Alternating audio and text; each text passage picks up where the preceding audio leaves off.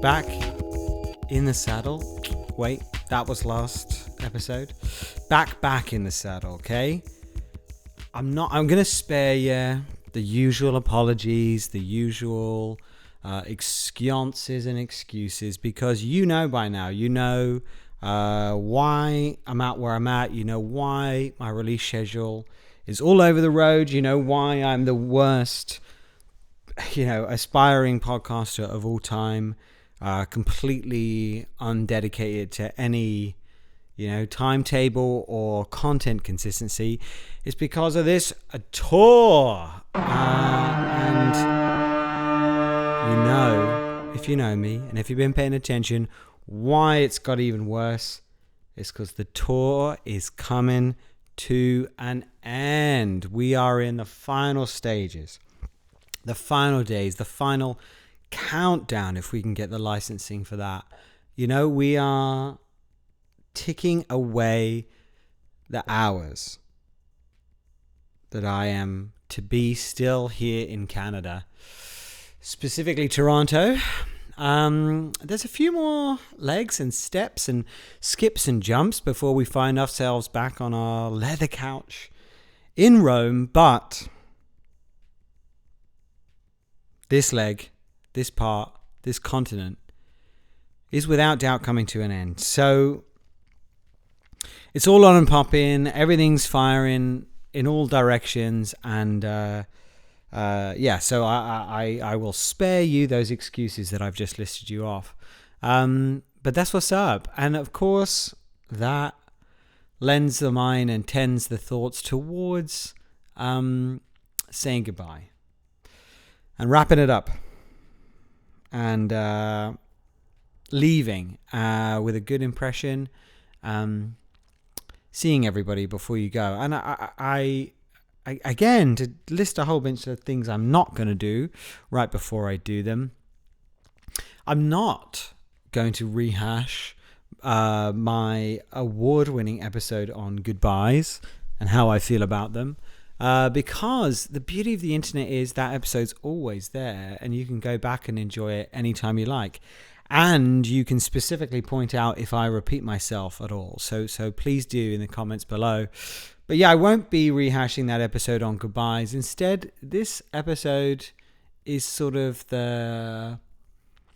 not even the yin to the yang, but the counterpart to that episode. Because if one is to say goodbye, if one is to leave, if one is to go away from a place that, you don't want to call home, you don't want to get too serious about, but is functioning as home. And we've got a whole episode on what home is, so check that out as well. Got to start working on this, cross promotion here. But if we've left, we've got to come back, right? So you're saying goodbye, I'm saying goodbye.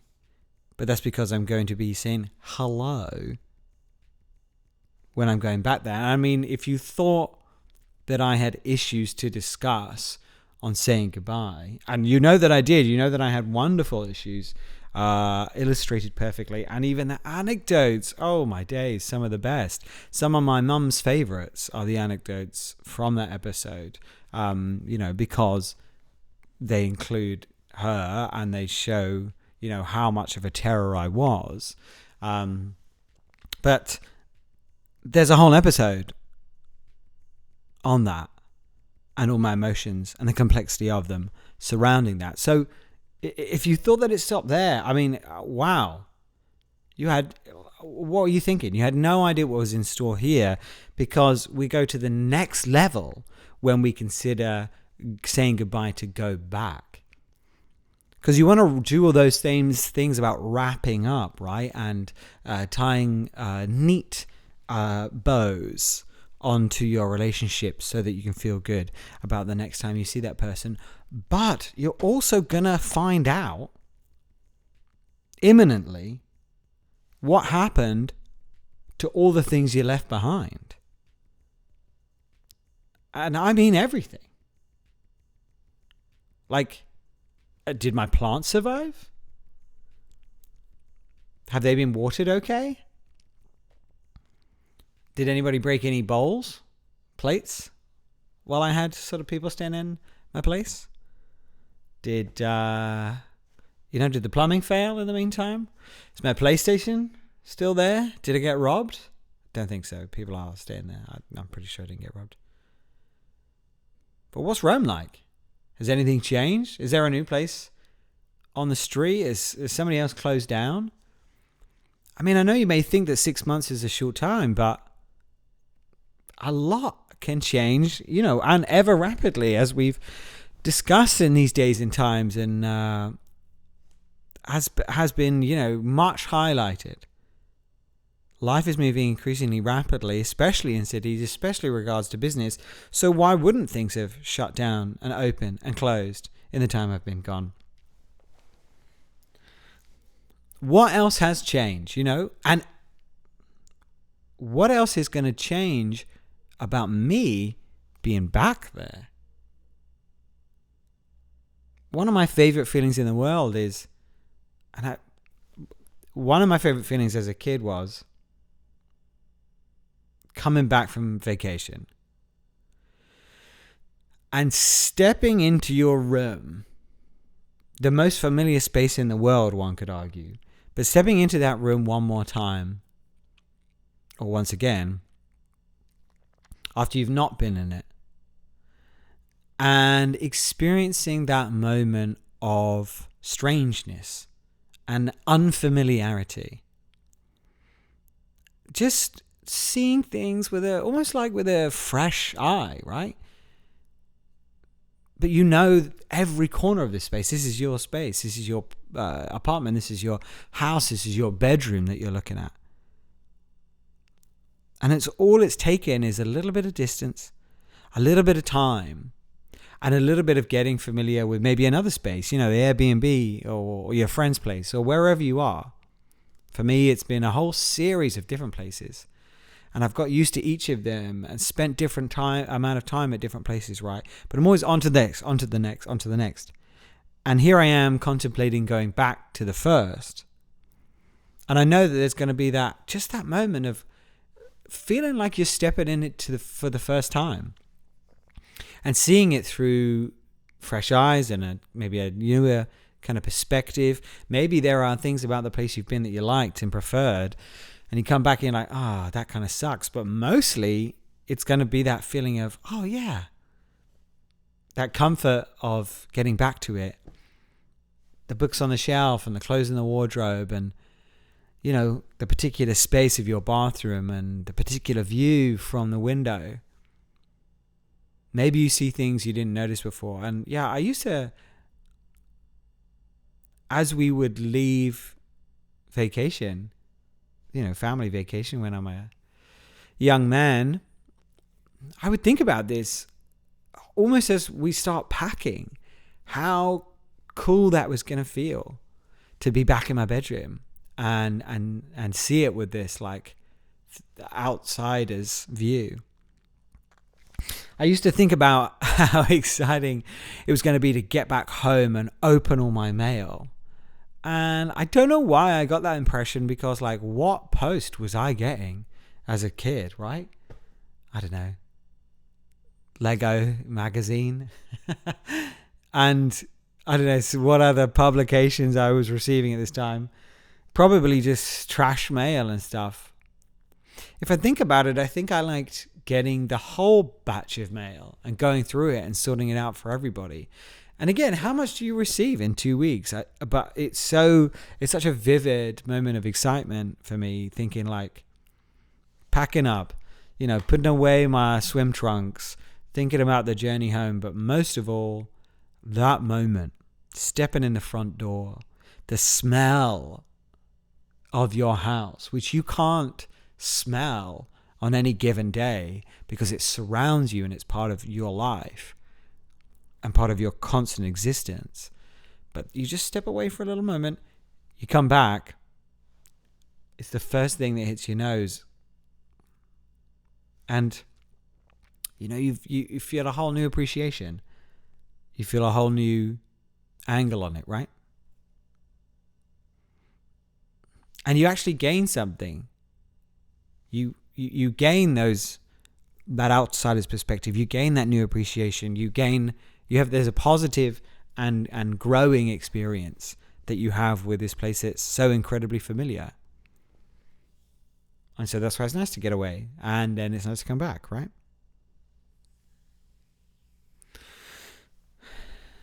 But as I have become a more anxious grown-up from when I was a less anxious child,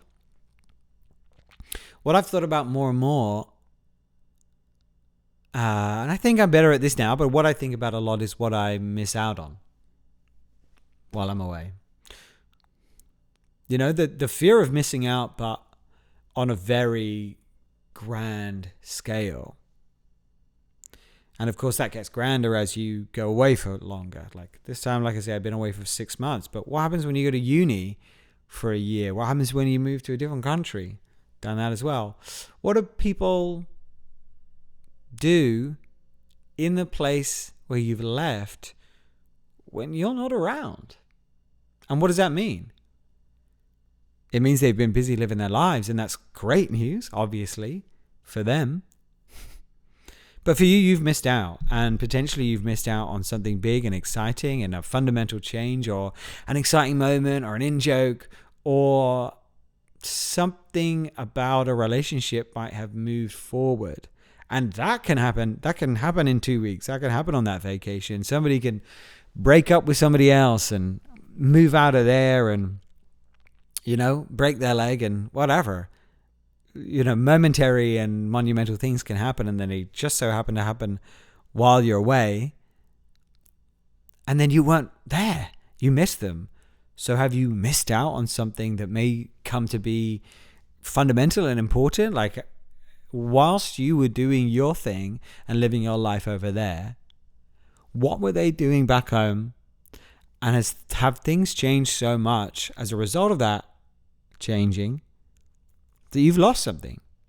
You've lost a connection, maybe. You've lost some old memories. If I go back to Rome and, you know, the restaurant that I used to eat at all the time, if that's closed down, I've lost something there, right? I've lost the opportunity to eat at this place where I have so many memories. I've lost the opportunity to take other people there. I've lost the other opportunity to relive them. And, you know, it's those things that I worry about and have anxiety about and contemplate and make me feel sad and make me feel nervous about leaving in the first place. And certainly, you know, you feel like to leave is to take the risk that things might not be the same when you get back. And so a lot of this is going through my head right now. And the beautiful thing about having friends that you have seen after a while and you catch up with is they all say the same thing, which is don't go. And that's a lovely thing to say to someone, because it's very kind and flattering and just express out a lot of love. But, you know, it's also advice that is contradictory to your current plans. So it's tough to hear. So you're feeling emotional anyway. And then for me, I start thinking about these moments of loss and these potential things that I've missed out on that maybe have, you know, loosened my connection to this thing that I can't wait to get back to. And I start to think, oh, maybe I shouldn't go. Maybe they're right. So I'm looking for sort of affirmations and confirmations and reassurances anywhere I go. And I found a couple of interesting ones recently. And that's really what I wanted to share today. I don't think that, I mean, I don't want to dive into the deep end, but I don't like to think, people say everything happens for a reason, okay? And I don't like to think that way because I think there's an element of predestination in that, is what I'm trying to say. But flip it on its head. And what if it's everything that happens has a reason? I know, help me, it's a subtle but important difference is what I'm trying to say. Can you look at what just occurred and find the message in it? Find what life is trying to tell you amidst the chaos. The universe is speaking to you through these series of coincidences. It's not guiding your path for you, but if you look at these things around you, what can you ascertain? We're taking it back to my German accented therapist as a lad, and he's taking me up in that hot air balloon, and we're looking at our life like that, and we're making a connection between the wasp stinging me and then doing insulin injections and being diagnosed. Okay. So we're looking at things with that kind of connective tissue, and like I said, it isn't happening for a reason. The wasp didn't sting me, and therefore I got diabetes, but it did sting me before. Was the universe trying to prepare me for stings? Right? That was a good analogy, because that's how we're looking at things. So that's how I'm trying to look at life, and when these things occur to me, I try to find that meaning and see if there is any, and just ascertain. Yeah, the takeaway, the take-home message. And amid all this moving, I'm going back now, but I've been moving every 6 or 8 weeks, right? Going place to place. And as I move, I obviously pack up all my stuff and put it on the back of in the back of a cab and whatever. And that's been easy enough. People have been using luggage and taking taxi cabs for a decent amount of time now. So I don't need to explain those processes. But the annoying thing has been, just logistically, has been that I've also had my bike here. And so the bike too has got to go place to place to place. But I can't put, the bike doesn't fold away. I can't put it in the luggage. And I don't want to put it, on the bike rack of a taxi, So there's always a moment of logistics where it's like, well, I'll cycle that day, and I'll get the keys from him, and then we'll swap, and then we'll do and then finally the luggage, and then the cab, right? A lot of that. Faffing up and forth. Across the four corners of Toronto, I've seen it all, I've cycled it all, and I've taken my delightful suitcases between these locations. And so there was this particular one that I was doing a couple of moves ago. Who knows? Who loses track? I lose track. And there was a particular move I was doing, and I think the bike journey I was trying to do first, right? So I'm packed up. It's got a basket on this bike. It's got some stuff in the back, because at least if I can take that first, and it will lessen the load that I've got to take in a taxi. And again, just complex logistics, because life's fun like that. So I'm cycling along. A beautiful summer day. And I'm cycling west, straight into the ever-setting sun. I've got my sunglasses on. I've got a bag. It's got several bags of stuff in the basket. I come to a particular path where the bike path and the walking path are shared, because it's pretty low traffic. But neither are taken care of. So we got potholes galore. And there's a sort of bit of where it kind of goes into, there's a sort of a lay-by situation. So the road kind of crosses the path twice.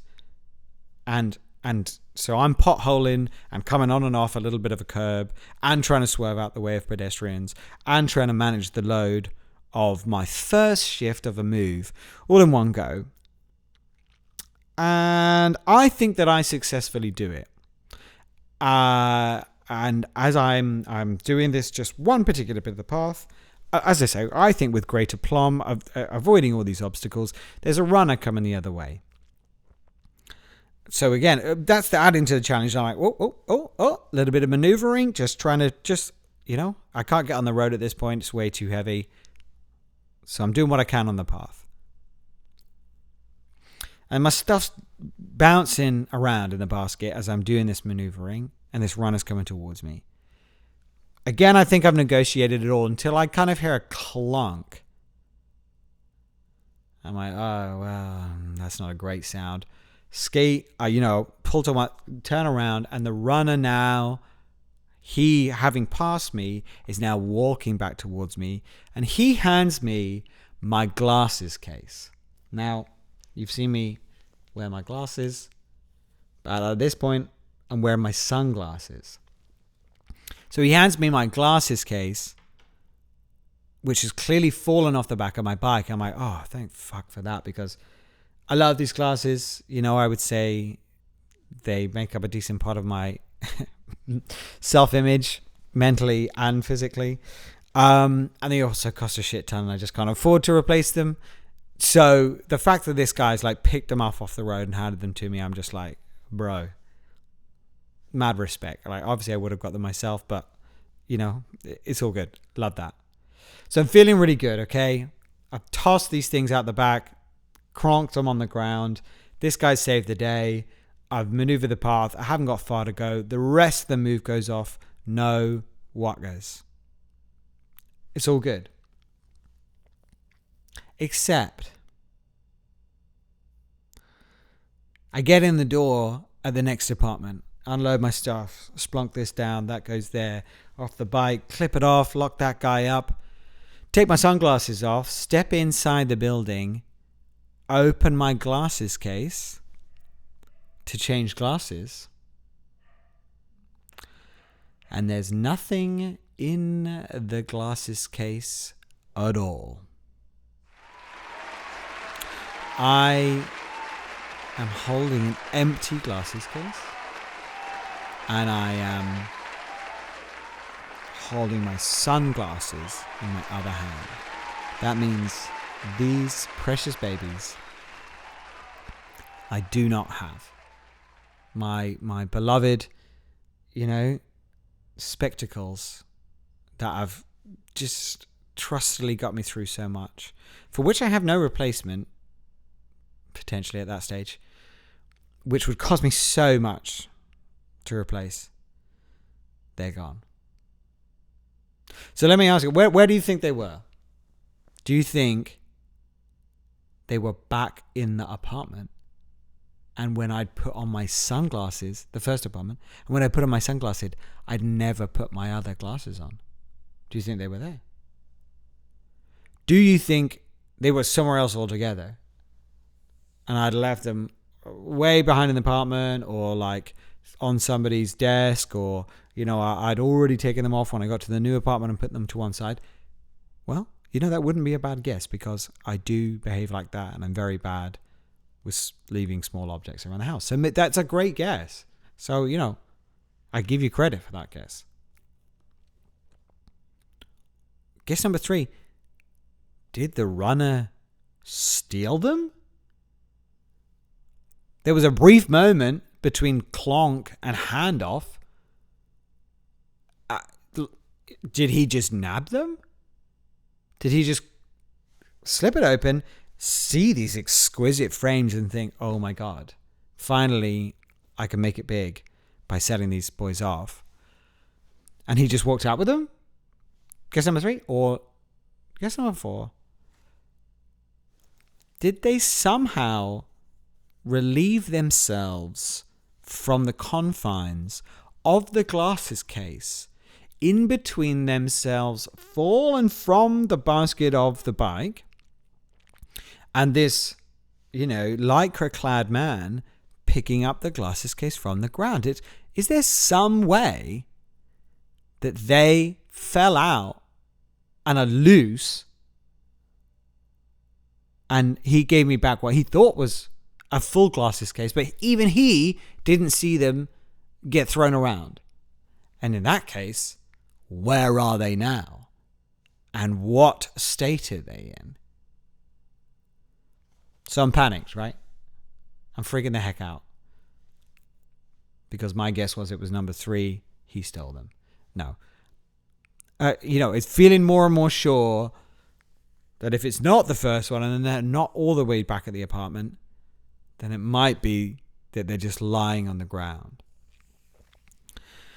So I got back on my bike, And I locked the new apartment that I had literally just seconds ago moved into, and I zipped back on that path, and the sun started to set, and I'm just thinking about every runner and cyclist and toddler and small woodland animal that could have crossed that path in that time.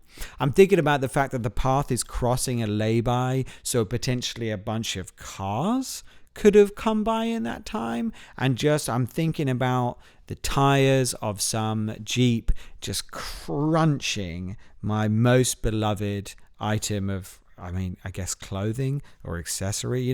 The thing that I love to wear, and I don't really like to wear anything, or that makes me sound like a naturist. I don't really care for clothing, and these guys matters to me. I'm bungled up, how much they matter to me, but that's what I'm saying to you.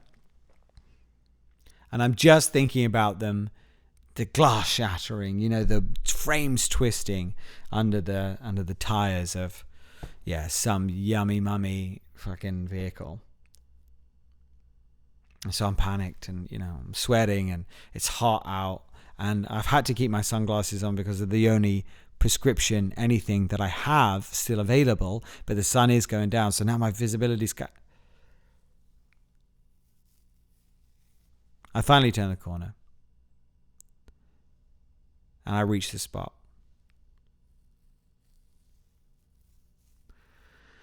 And I look down at what I think where the sound was when I heard it behind me, which is when I come off the curb onto the road, straight up off the path.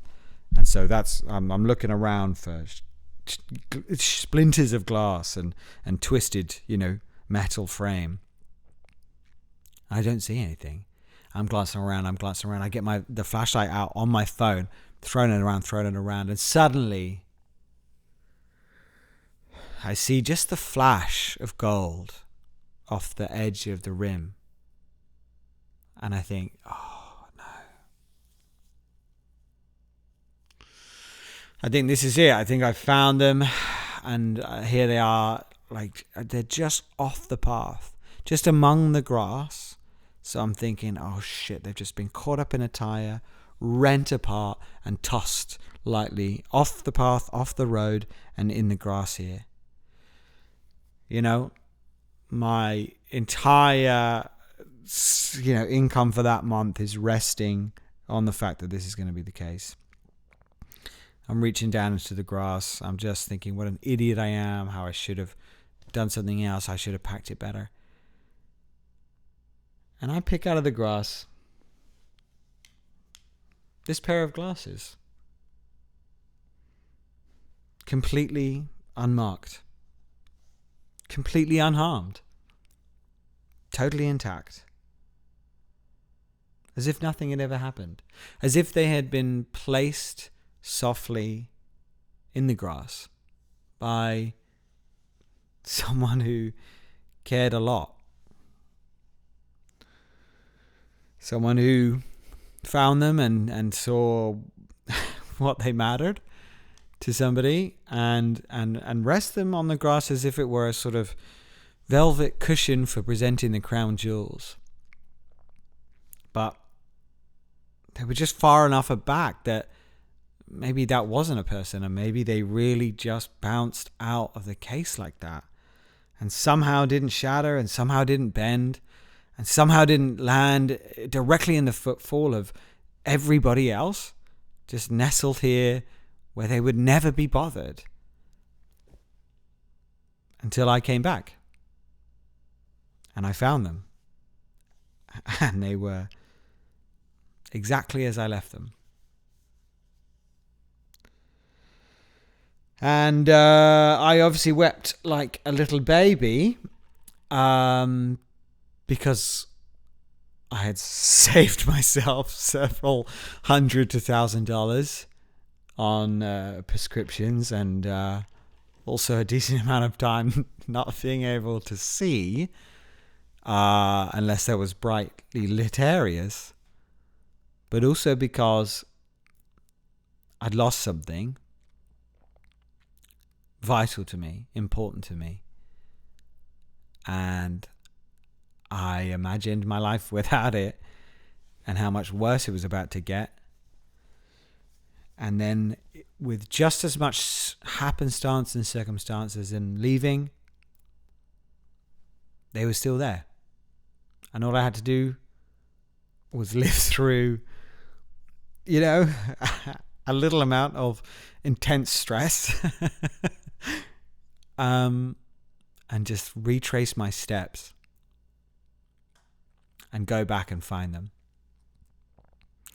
I was just blown away. I just couldn't believe my luck, and I couldn't believe how fortunate I'd been in this situation. And like I say, I'm extrapolating all this symbolism, and I'm just thinking about what it might mean in the grander scheme and what the universe has planned for me and what it's trying to say to me. And, I almost flew back to Rome that very day. That was the impression that I was getting from the message of go back and it's okay. You haven't lost what you thought you lost.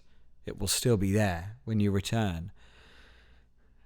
And just as much as I thought that was awesome, and I was, really aggrandizing it, then, it wore off, and I was like, oh, you're just dumb, and that was just a dumb luck, and, whatever. Glasses fell off bike. It's not, there's not a grander narrative here. And then I went for a long walk one day. It was a lovely autumn day, and I was taking a long old stroll, and I happened to walk past a pharmacy, and I happened to realize that my freestyle testing sensor was about to run out. So I went into that pharmacy and I said, can I have a new one? And he said, yes. And he gave it to me, and I left the store, and that's called shopping. And I was walking home. And like I said, I was a long way from home. So I was sort of taking breaks and sitting in parks and just dilly-dallying and taking my time about it, enjoying the weather, and kind of awkwardly carrying this thing. I didn't ask for a bag because I'm trying to be green, and I don't have a bag with me because I'm not planning. So I'm just holding a box that has drugs in it. Great. It's just kind of awkward. And I'm stopping and chilling and taking calls and, enjoying my Sunday. And I find myself in a park that I've not been in before, and it's just got a lovely view, like looking down southwards. I can see the tower in the distance. I'm just having a good time speaking to someone on the phone and just chatting away, and the weather starts to change. I'm like, oh, a bit nippy. All right. And I get up mid-call, still going, and I just start walking back, and I start walking down the hill, and there's this lovely spot where you can kind of then come down a little sort of stairway. And that really looks directly in the tower. It's kind of a nice shot. And I'm off the call by now. So I go to take a picture, and I hold my phone with both hands, and I just go, oh, fuck, where's my sensor? Because I've been holding it in one of my two hands this whole time, and now I'm holding my camera with both. I'm like, oh, for fuck. And I have no idea when that stopped. So what do, dear listener? You know what I do. I just got to retrace my steps. I'm like, the glasses were there. The testing sensor will be there. The glasses came back. Nothing changed. The sensor will be there. Nothing changed. And when I crested the hill, up the little stairway into the park, and I could see it because there's something beautiful about medical containers. They just have colors that don't exist in nature. And the bright, ugly ass yellow of the sensor box cutting across all of the beautiful fall colors, like just it's so unnatural. And I see it all the way from the other side of the park because, as you know from the previous story, I still got my glasses. And I see it, and it's still there. And I just can't help but feel that that's part 2 of the message of it's still going to be there when you get back. Go back and it will still be there. You haven't lost it. You can't lose it. And if you think about how much it sucks to lose it, then you appreciate it even more when you arrive, and I took out insurance on my glasses immediately, and I didn't do anything with the sensor. I hate those things. The boxes, at least. But, here it is on my arm, and we're vibing. But I'm trying to read into these situations because I feel like I need the boost. I feel like I need to know that even if it's not true in this scenario, even if I go back and my apartment's on fire and I've been burgled twice before that fire, even if that's true and things have changed in Rome and things are different, I just liked the way that, I felt this narrative and I felt these emotions in this moment, and this like reward for the stress of feeling all that fear of having lost something. And maybe you need to hear, as much as I did at that time, that you don't always lose it. You can go back and it will be there. So that's what I'm trying to take with me into these next few weeks. I'm trying to think about how grateful I am for all of my time here. I'm trying to think about how grateful I am for all of this working out. The house swapping, the PR, the podcasting, the friends, it's just been, it's been amazing. And this isn't the end of the tour, but this is, even as I say this, it's been really hard to sit down and record this episode because of timing. But I love this, and I love you guys, and I love doing this. So even as I sit down, I'm like, I can make time. But I'm flying. I'm flying within a week. So if this is the last episode in Canada, I'm happy because this is a good one. And I hope it's a good message to come away with. And if I squeeze one in before I leave, then we'll try to make it an even more fun one. And that's what I think the problem is.